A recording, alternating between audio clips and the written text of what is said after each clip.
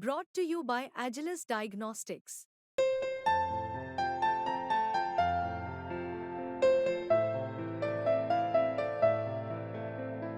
Agilus Diagnostics.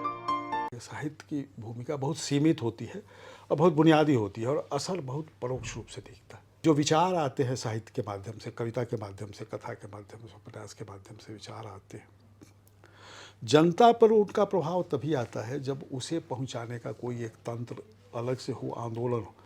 मैं अगर ये पूछूं 1987 की एक आपकी कविता है अभी भी, उसमें आपने लिखा है कि अभी भी बचे हैं कुछ आखिरी बेचैन शब्द जिनसे शुरू की जा सकती है कविता।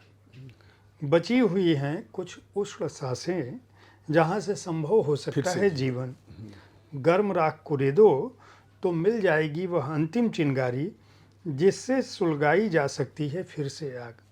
1987 से 2024 तक मदन कश्यप जी जैसे लोग लगातार उस आग को जलाए रखने की कोशिश कर रहे हैं जो लोकतंत्र को मजबूती दे सके। आखिर हमारा साहित्य कहाँ असफल हुआ है जहाँ आप लोगों को आज भी इस देश में लोकतंत्र के 75 साल हो चुके हैं, तमाम बड़े कवियों, तमाम बड़े सर्जकों, तमाम बड़े चिंतकों, विचारकों के बावजूद हमारी जो आम जनता है वह अब भी आपके शब्दों में अगर मैं कहूँ तो लोकतंत्र का जो बुनियादी मूल्य है उसे नहीं पा सकी है और अभी भी जाति, धर्म, स्वार्थ के वशीभूत है। देखिए, होता यही है कि होता क्या है, साहित्य की भूमिका बहुत सीमित होती है और बहुत बुनियादी होती है और असर बहुत परोक्ष रूप से दिखता है, प्रत्यक्ष नहीं दिखता है। कारण यह है, आप मदन कश्यप कविता में क्या लिख रहे हैं और क्या कह रहे हैं इसका बहुत असर नहीं है समाज पर, लेकिन मदन कश्यप को जेल में बंद कर दीजिएगा तो एक कवि ही बंद होगा, उसका असर सिर्फ सामान्य आदमी के बंद होने वाला नहीं होगा। ऐसे उदाहरण मिलते हैं। फैज़ ने क्रांतिकारी कविताएं लिखी तो पाकिस्तान में कुछ बड़ा परिवर्तन आ गया क्या? कुछ नहीं आया। लेकिन फैज़ जब जेल गए तो पाकिस्तान उनकी का आवाम उनके पक्ष में खड़ा दिखाई दे रहा था। तो वो होता है इस साहित्य की, तो ये एक बड़ी अजीब व गरीब रिश्ता है।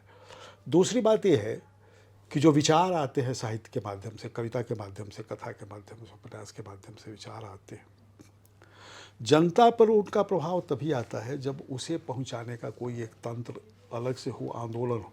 जब आंदोलन होता है ना तो वो चीज़ें ज़्यादा प्रभावित करती है। जब आंदोलन नहीं होता है तो उसका प्रभाव अत्यंत धीमा होता है। ये मान के चलना चाहिए, इसका कोई उपाय नहीं। आपको जो साहित्य आज तक लोकप्रिय हुआ है ज़मीनी स्तर पर, तो उसका रास्ता क्या रहा है, कहाँ से हो? 3-4 हमारे समय में, हमारे पूरे देश के इतिहास में श्रेष्ठ साहित्य तो रीतिकाल में भी लिखा गया। कवित्व की, कविता की दृष्टि से, ध्वनि की दृष्टि से, भाषा की दृष्टि से, कई दृष्टि से लिखा गया। लेकिन उसका चूँकि मनुष्य से गहरा रिश्ता नहीं, मनुष्य से गहरा रिश्ता है भक्तिकाल के साहित्य का। तो भक्तिकाल का जो साहित्य है उसमें भी सबसे ज़्यादा जो साहित्य पहुँचा है लोगों के पास, संस्थाओं के माध्यम से। रामलीला ने राम कथा को, रामचरितमानस को गांव-गांव तक पहुंचाया। ठीक है, उसका एक धर्म का पक्ष भी आ गया, वो आना ही था तो वो आ गया है। रासलीला ने सूरदास के पदों को पहुंचा दिया था और कबीर मठों के गायकों ने, खजरी बजा के गाने वाले लोगों ने कबीर के विचारों को पहुंचाया। ये संस्थाएं थीं। अब ये संस्थाएं अपने समय के लिए तो महत्वपूर्ण थी, वो समय ऐसा था, मध्य युग का समय था। आज के समय में उस लोकतंत्र में अलग संस्थाएं चाहिए जो नहीं विकसित हो पाई।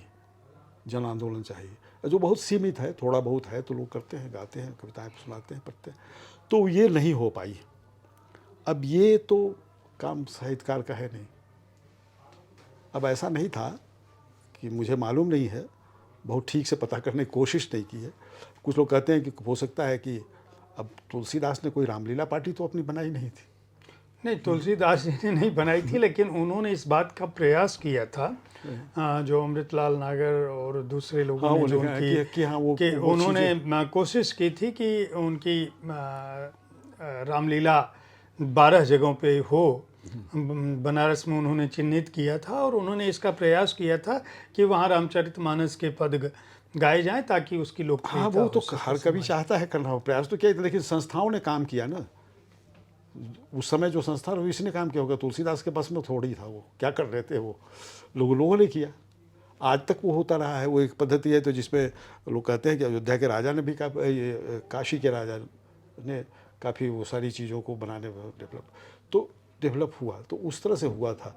तो उस समय उन संस्थाओं का जो स्ट्रक्चर था वो सामंतवाद के पक्ष में था, इसलिए उन लोगों ने किया। अब नए समय में लोकतंत्र के पक्ष में ऐसी संस्थाएं बनकर